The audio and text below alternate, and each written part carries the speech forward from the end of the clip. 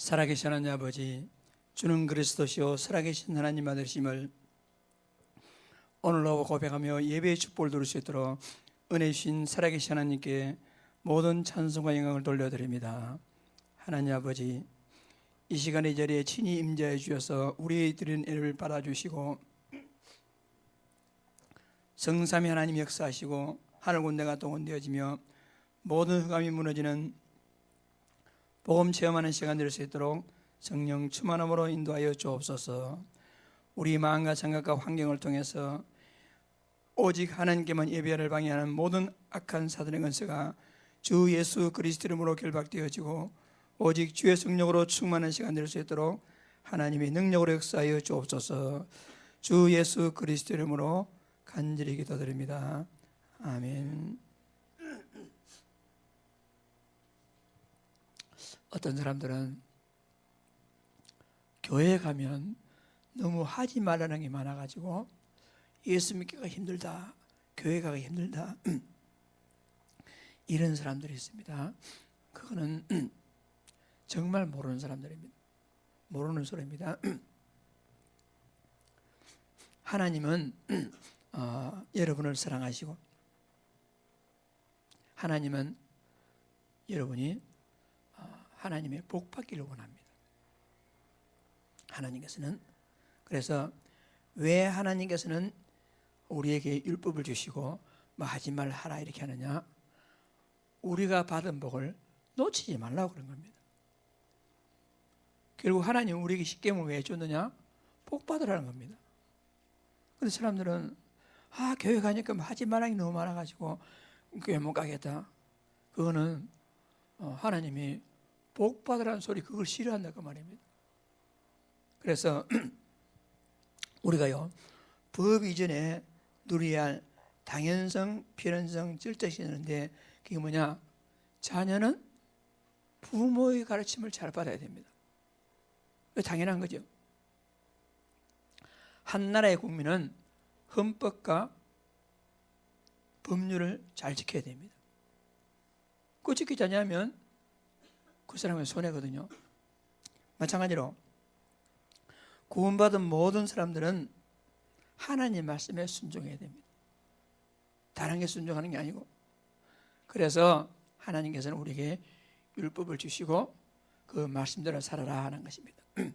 그러니까 말씀대로만 살면 우리가 응답받을 수가 있는 것이죠. 그런데 하나님께서 직접 나에게 이렇게 말씀하신 법이 없습니다.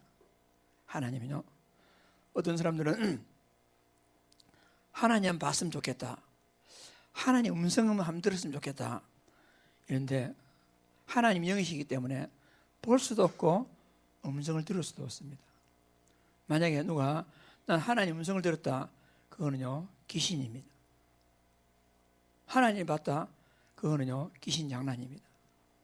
그래서 구약 시대 때도 하나님께서 사람들에게 바로 말씀하시지 않고 이 사이에 하나님은 모세란 지도자를 두고 하나님께서 모세에게 말씀하시고 모세가 그 말씀을 받아서 백성들에게 전달했어요. 오늘 우리 읽었던 말씀, 아까 읽었던 말씀도 거기 있죠. 5절 말씀이 아까 우리 읽긴 한데 우리 5절 말씀 다 같이 보실래요? 5절 신명기 5장 5절 시작. 그때 너희가 불을 두려워하여 산에 오르지 못하므로 내가 여호와의 너희 중간에 서서 여호와의 말씀을 너희에게 전하였노라. 여호와께서 이르시되, 이렇게 모세를 중간에 세웠어요. 초대교회 때도 사도행전 2장 42절 말씀에 뭐라고 했습니까? 저희가 사도의 가르침을 받아, 그렇게 했어요. 그러니까 오늘 저와 여러분이 어떤 말씀을 받고 순종해야 되겠습니까? 이 신명기가 기록된 이 당시에는 이스라엘 백성들은 하나님의 말씀을 직접 받은 것이 아니고 하나님께서 모세를 통해서 준 말씀을 받았습니다. 초대교회는 하나님 말씀을 사도가 받고 그 사도가 사람들을 가르쳤습니다. 그렇다면 오늘날은 누구냐? 오늘날은 여러분과 제가 정말 하나님 말씀을 받으려면 바로 이 강단을 통해서 하나님 말씀을 받아야 됩니다. 그러니까 이 강단을 갖다가 얼마나 중요하게 생각하느냐? 어제 우리 계속 간증 들으면서 여러분과 제가 했잖아요. 뭐냐? 강단에 생명을 걸어라. 이게 바로 그 말씀입니다. 그래서 오늘도 강단을 통해서 하나님께서 여러분에게 주신 말씀을 딱 잡으시고 강단에 생명 걸고 강단 붙잡고 이스라엘 백성들이 놓쳤던 모든 언약을 회복하고 하나님의 언약을 누리는 큰 축복된 오늘 주일로 응답받기를 간절히 소원합니다. 이 말씀이 너무 중요합니다. 그래서 오늘 특별히 율법 중에 율법이 십계명이거든요. 하나님께서 왜 십계명을 주셨는지 그걸 알아야 됩니다.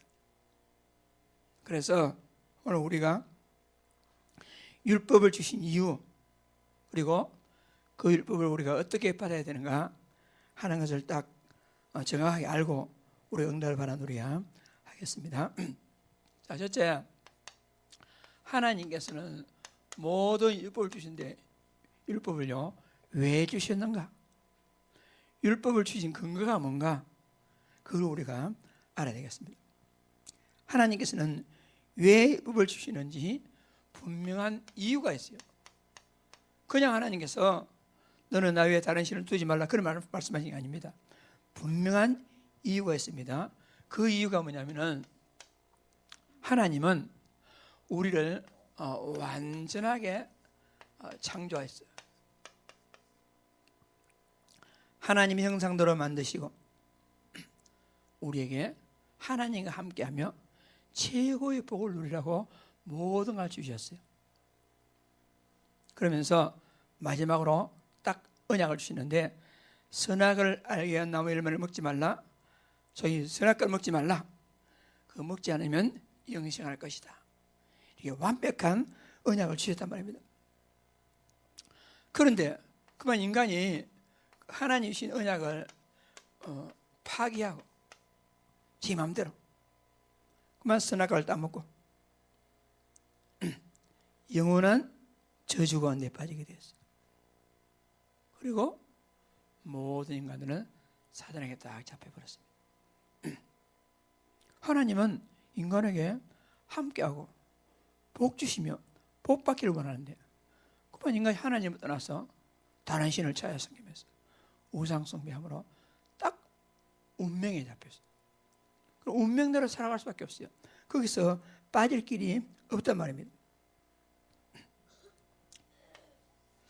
이 창세기 3장 사건으로 모든 사람들은 잡혀버렸죠. 그래서 인간의 방법으로 안 되기 때문에 하나님께서는 우리 인간을 구원하시려고 새 언약을 주셨어요. 옛날 언약은 뭐냐? 선악과를 따먹지 말라.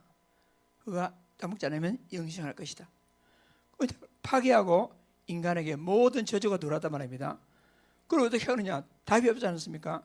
그때 하나님께서는 새 언약을 주셨는데 그 새 언약이 뭐냐? 바로 복음입니다. 복음. 장차 오실 메시아 그리스도를 통해서 모든 문제가 해결될 것이다 라고 약속하시고 그 메시아가 오실 때까지 잊지 말아라 해서 창세기 3장 15절 여자의 후손을 통해서 방주를 통해서 피의 제사를 통해서 유월절 어린 양을 통해서 이런 모습으로 장차 그리스도가 오셔가지고 인간의 모든 문제를 해결할 것이다 라고 약속하시고 이 말씀이 기록된 이 당시에는 바로 유월절 어린 양의 피, 그 유월절 어린 양의 피가 예수 그리스도를 상징한단 말입니다. 그러니까 유월절 어린 양의 피, 예수 그리스도의 피를 상징하는 그걸 통해서 이스라엘 백성들은요 완전히 구원받았어요. 출애굽기 12장 13절에 내가 애굽 땅을 칠 때 그 피가 너희가 사는 집에 있어서 너희를 위하여 표적이 될지라 내가 피를 볼 때에 너희를 넘어가리니. 모든 저주를 통해서 망하게 할 것이지만 피를 볼 때 그리스도 언약 보고 내가 넘어가겠다 이렇게 약속하시고, 그날 밤에 이 죽음의 사자가 전 애굽 땅을 덮칠 때에 이스라엘 백성들이 사는 피가 있는 그 집은 죽음이 면해지는 그런 축복을 누리게 된 것이란 말입니다. 그래서 하나님께서는 이 모든 걸 통해서 하나님은 완전히 해결하죠. 어떤 것도 해결할 수 없는 인간의 문제를 이 피, 유월절, 그리스도 새 언약을 통해서 이스라엘 백성들을 갖다가 완전히 해방시켰습니다. 그래서 하나님께서는 나는 너를 애굽에 종되었던 집에서 너를 인도하는 여호와라. 내가 너희에게 말할 권리가 있다 이 말입니다. 내가 너희에게 이렇게 율법을 줄 권리가 있다 이 말입니다. 여러분, 부모가 자식을 낳았으면 부모는 자식에게 말할 권리가 있는 겁니다. 왜냐? 자식이 잘 되도록. 남의 자식 불러놓고 말하지 않습니다. 네 자식이니까. 마찬가지로 하나님께서는 이 율법의 저주가 안에서 고통하던 이스라엘 백성들을 그리스도 언약을 상징하는 유월절 피 언약으로서 구원해 냈기 때문에 나는 너희에게 이 말을 준다 이 말입니다. 항상 하나님께서는요 중요한 율법을 말씀하실 때는 꼭 그 말을 했어요. 출애굽기 20장에서도요 나는 너를 애굽 땅 종되었던 집에서 인도해낸 하나님이 여호와라. 그러면서 중요한 말씀 주셨어요. 아까 우리 성경 읽었지요. 신명기 5장 6절에도 십계명 말씀을 주면서 먼저 나는 너를 애굽 땅 종되었던 집에서 인도해낸 네 하나님이 여호와라.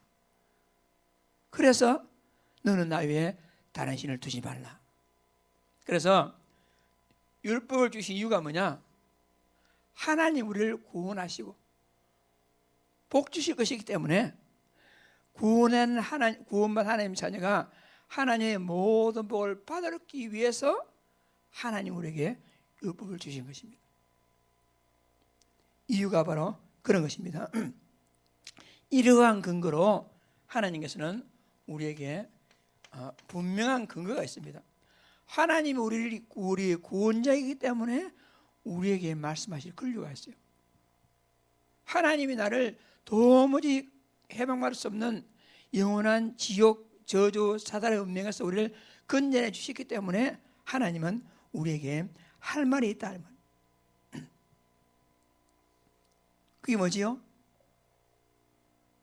내가 너를 낳았고 내가 너를 구원했으니 너는 내 말에 순종하라 이 말입니다. 그래서 예수님께서 오신 이유가 뭐지요? 마태복음 5장 17, 18절 주보겠습니다. 다 같이 시작. 내가 율법이나 선지자를 폐하러 온 줄로 생각하지 말라. 폐하러 온 것이 아니라 완전하게 하려 함이라. 진실로 너에게 이르노니 천지가 없어지기 전에는 율법의 1.1획도 결코 없어지지 아니하고 다 이루리라. 그러니까 모든 구약 성경의 완성이 예수 그리스도다 이 말입니다. 그래서 이런 근거로 이스라엘 백성들에게 율법을 주었습니다. 자, 그러면 율법의 모든 율법의 못복이 뭐냐? 그게 바로 십계명입니다. 어떤 사람들은 요새도 십계명 지키나 이런 사람이 있어요. 그래서 사람들은 교회도 십계명 잘 안 가르치니까 사람들이 십계명이 뭐지? 그런 사람이 있습니다. 그런데 이 십계명은요 아주 중요합니다.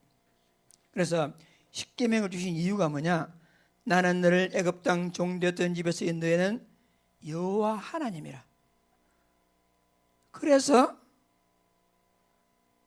이 계명을 지키라 이렇게 했습니다. 그래서 십계명 크게 하나님께 대하여 1계명부터 4계명까지, 그리고 사람 사이에 5계명부터 10계명까지 이 두 개로 나눕니다. 그러니까 첫 번째 뭐지요? 너는 나 위에 다른 신을 내게 둘지 말지니라. 우상 숭배하기 이전에 뭐라고 했습니까? 다른 신을 두지 말라. 그럼 왜 그러죠?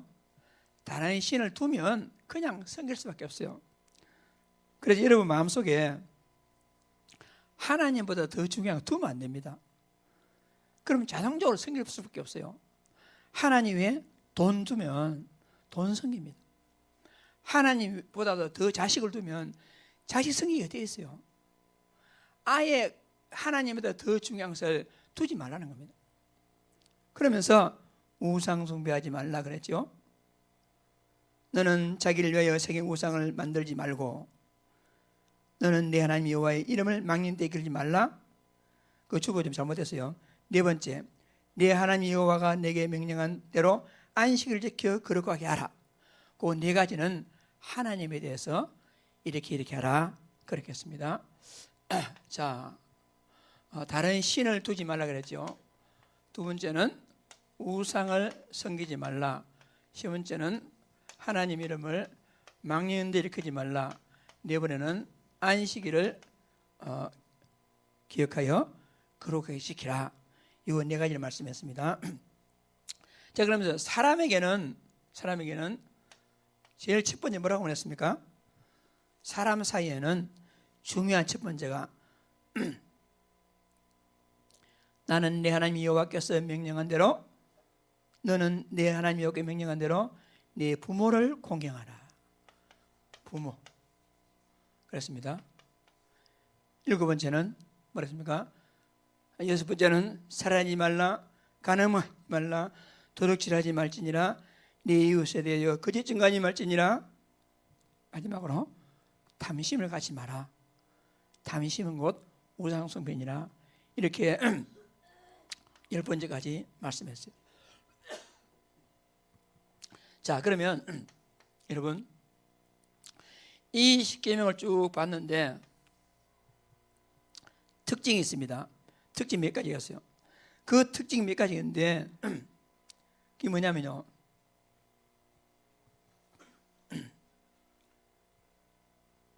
주보에 없으니까 좀 잘 좀 들어보세요. 십계명의 특징 몇 가지인데요. 첫째는 다른 계명은 다 뭐냐면은 다른 신을 두지 말라, 우상 숭배하지 말라, 망령되 일으키지 말라, 부모를 공경하라 뭐 이랬는데 특히 첫 번째요, 율법을 주시면서요 언약과 함께 준 게 있어요. 뭐냐면 축복을 이렇게 하지 말라 하라 하면서 축복을 함께 주신 게 있는데 그게 뭐냐면은 두 번째 우상 숭배하지 말라. 우상 숭배하면 자손 3세대가 저주받고, 우상 숭배하지 아니하면 천대까지 복을 받느니라 약속했어요. 우상 숭배 약속했습니다. 우상에 대해서는. 그러니까 하나님께 대해서 네 가지 계명 중에서 하나에 대해 약속했습니다. 그 다음 5번째부터 10번째까지 사람 사이의 계명 가운데서 약속이 딱 하나 있어요. 그게 뭐지요? 아까 읽었잖아요. 약속 바로 5번째, 사람 사이의 첫 번째 계명 5번째. 자, 우리 5계명 같이 읽어볼까요? 5계명, 너는 네 하나님 여호와께서 명령한 대로 네 부모를 공경하라. 그리하면 네 하나님 여호와가 네게 준 땅에서 내 생명이 길고 복을 누리리라. 그러니까 우상 숭배하지 아니하면 천대까지 복을 받고, 부모를 공경하면 이 땅에서 장수하고 이 땅에서 복을 받을 것이라. 하나님 말씀입니다. 이 말을 갖다 여러분요, 헛듣지 말고 잘 들으세요. 진짜 여러분들이 신앙생활 제대로 하면 후손이 복을 받습니다. 분명한 약속입니다. 부모를 공경하면 여러분이 복을 받습니다. 딱 두 가지가 십계명 10가지 가운데 두 가지가 언약이 딱 있어요. 그게 무슨 말이죠? 그만큼 중요하다 그 말입니다. 요즘 부모를 공경하지 아니하는 그런 시대를 맞이했어요. 부모를 우습게 여기는 그런 시대를 맞이했습니다. 그런데 정말 바보 같던 사람입니다. 정말. 저도 뭐 아시다시피 우리 아버님이 계시잖아요. 참 때때로는 불효되는 생각이 듭니다. 때때로. 그런데 그때마다 아차아차해요. 아, 내가 복을 차는구나. 내가 복을 놓치는구나. 그런 생각할 때 있어요. 그래서 여러분, 부모 공경은 여러분 법으로 하는 겁니다. 부모 공경은요, 언약으로 하는 겁니다. 해도 되고 안 해도 그게 아닙니다. 법으로, 언약으로 부모 공경하셔야 돼요. 그거는 여러분들이 복 받는 길입니다. 분명히 하나님 약속하셨어요. 네 생명이 길고 하나님이 뭐라고 했습니까? 복을 누리리라. 여러분 복 좋아하시잖아요. 복 좋아하시는 분들 이 말씀 다 명심하시고, 하나님에 대해서, 사람에 대해서. 그리고 또 특징이 있는데요. 또 특징이 뭐냐면은 이 십계명이 두 군데 있어요. 출애굽기 20장에 있고 신명기 5장에 있습니다. 근데 여러분 아시다시피 출애굽기에서는 첫 번째 하나님께서 이스라엘 1세대들에게 언약을 선포했습니다. 그러고 나서 거의 38년, 40년이 다 돼가지고 1세들이 다 죽고 나서 이제 이 세대들에게 율법을 재해석한 것이 신명기잖아요. 그러면 출애굽기 때 신명기 십계명 말씀 들었던 사람들 다 죽었습니다. 그러면 새로 자란 새로운 시대, 신명기 시대 사람들은 출애굽기의 그 십계명을 몰라요. 그래서 반복해서 십계명 말씀하시는데 똑같이 말씀하지 않냐고 약간 바뀌었어요. 그 바뀐 부분이 뭐냐? 안식일에 대해서 바뀌었어요. 바뀐 부분이요, 안식일에 대해서. 출애굽기에서는 안식일을 왜 지키려 했느냐? 안식일을 지킨 근거가 뭐냐? 여러분 출애굽기에서는요, 창조의 기념으로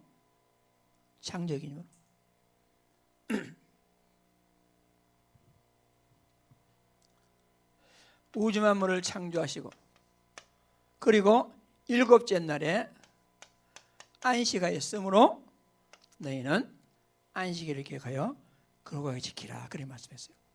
그런데 신명기에서는 그 말이 싹 빠졌습니다. 그 말에 빠지고 왜 안식일을 기억하여 거룩하게 지키라고 했습니까? 출애굽기에서는 구원받은 것을 기념해서 그렇게 했어요. 우리 성경 확인해 볼까요?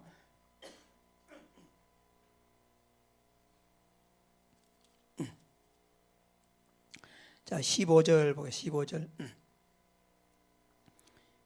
신명기 5장 15절 시작. 너는 기억하라.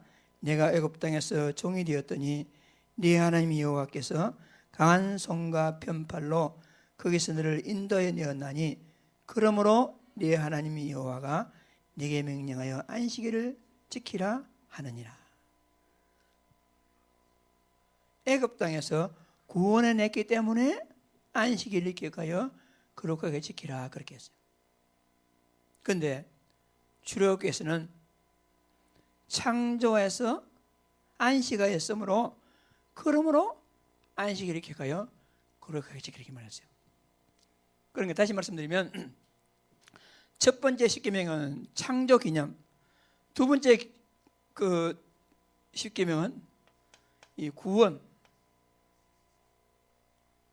구원을 기념해서. 자, 그렇다면 지금은 뭐예요? 지금 우리가 살고 있는 지금은 은혜 시대란 말입니다. 지금 우리가 받는 것은 은혜 시대이기 때문에 은혜 시대에 여러분 우리가 어떻게 구원받았죠? 예수 그리스도께서 십자가에 죽으시고 부활하심으로 그 예수 그리스도 믿음으로 구원받았지 않습니까? 그렇다면 예수 그리스도께서 구원을 완성하신 날이 언제일까요? 구원을 완성하신 날은 십자가에 죽으심으로 다 이루었다, 죽음으로 끝났다면 미완성이겠죠. 다시 부활했단 말입니다. 그래서 은혜 시대 때는 우리의 구원을 완성한 날이 바로 안식 후 첫날,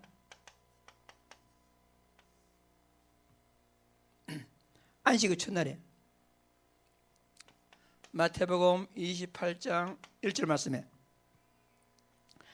안식일이 다여가고 안식 후 첫날이 되려는 미명에 막달라 마리아와 다른 마리아가 무덤을 보려고 갔더니 예수 그리스도께서 부활하고 있단 말입니다. 그래서 요한복음 20장 19절에도 제자들이요, 이날 곧 안식 후 첫날 저녁 때에 제자들이 유대인들 두려워 모인 곳에 문을 닫혔더니 예수께서 오사 가운데 서서 가라사대 너희에게 평안이 있을지어다. 이 무슨 말이죠?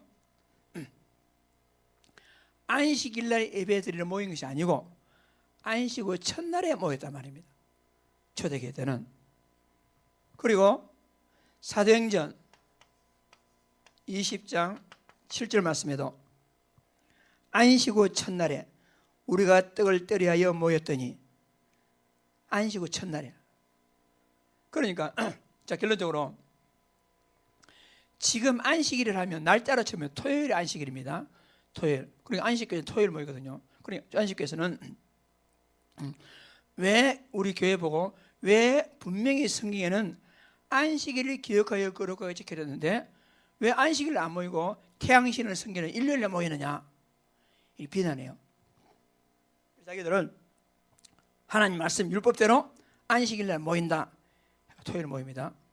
안식일은 토요일 안식 맞거든요. 그런데 자, 십계명이요.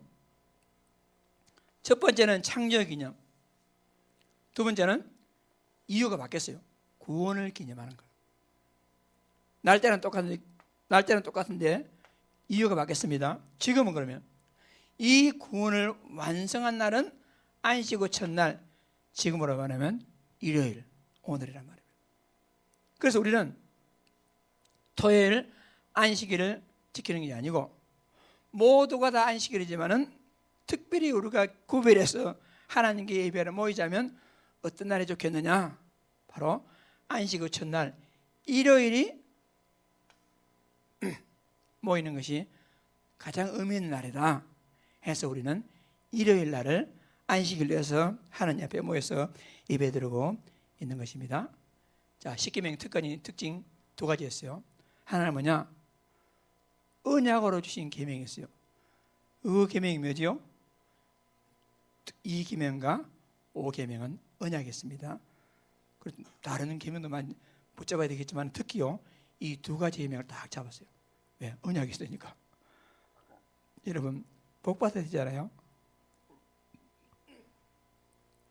이왕 예수님도 축복받아야지, 안 그래요? 그래서 딱 축복받는 길이 뭐냐? 우상 숭배하지 말라. 하나님께 대해서. 그리고 부모를 공경하라. 그 두 가지 분명하면요, 분명히 하나님은 축복 줬어요. 그러시고 안식일에 대해서. 자, 그러면 지금 율법을 완성할 그리스도의 새 언약, 예수님께서요, 나는 율법을 폐하려는 것이 아니고 율법을 완성하러 오시다 했잖아요. 그래서 그 십계명을 완성할 새 언약, 그게 바로 그리스도란 말입니다.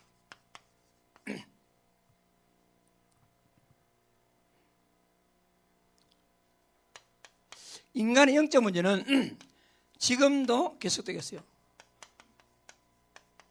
지금도 여러분 계속되고 있습니다. 사람이 오면 안 되는 겁니다. 운명에 잡혀 있는 거요, 빠져나올 수가 없어요. 아무도 해결할 수 없는 인간의 세 가지 저주 문제, 여기로부터요 12가지 문제가 나오지 않습니까? 지옥과 저주와 사단, 해결할 길이 없어요. 그런데 하나님께서, 예수 그리스도께서 이 문제를 해결했습니다. 그러니까 나는 죽고 죽어야 하고 영원히 지옥 갈 위에는요 답이 없는 것이 우리 자신이었어요. 나는 지옥 외에는요 답이 없어. 저주받아 마땅한 겁니다. 여러분 보통 뭐 아이고 내가 왜 어려운 일을 당해? 당연한 겁니다. 내가 특별히 왜 이런 문제가 왔어? 특별한 게 아니고 당연한 겁니다. 그런 저주받을 수밖에 없는 우리 인생들을 하나님께서 해결했어요. 우리 주 그리스도께서 십자가 위에서 하나님 만나는 길을 여시고 우리의 모든 저주와 재앙을 하시고 사단의 권세를 꺾으시고, 한마디로 왜 예수 믿습니까? 지옥 병의 재앙받기 위해서. 왜 예수 믿지요? 저주와 재앙에서 해방받으려고. 왜 예수 믿지요? 사단의 운명에서 빠져나오기 위해서. 다 사람 운명대로 살다가 운명대로 죽잖아요. 그 빠져나온 길이 오직 예수 그리스도밖에 없단 말입니다. 그래서 하나님께서 우리 문제를 해결하시고요, 그냥 장난스럽게 그래 문제 해결해볼까? 그게 아닙니다. 쉽게 네 문제 해결되어라? 그게 아닙니다. 하나님이 친히 십자가에 못 박혀 죽으심으로 여러분과 저의 모든 저주와 재앙과 지옥의 문제를 해결하시게 된 거란 말입니다.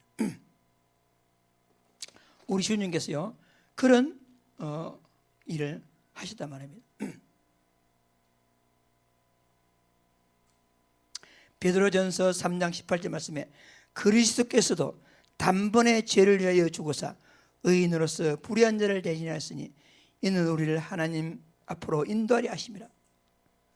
육체로는 죽임을 당하시고 영혼으로는 살리시기를 바라셨으니 그리스도께서 우리 죄를 대신해서 십자가 죽으심으로 우리가 하나님께 나아갈 수 있는 길이 열리게 됐다 말입니다.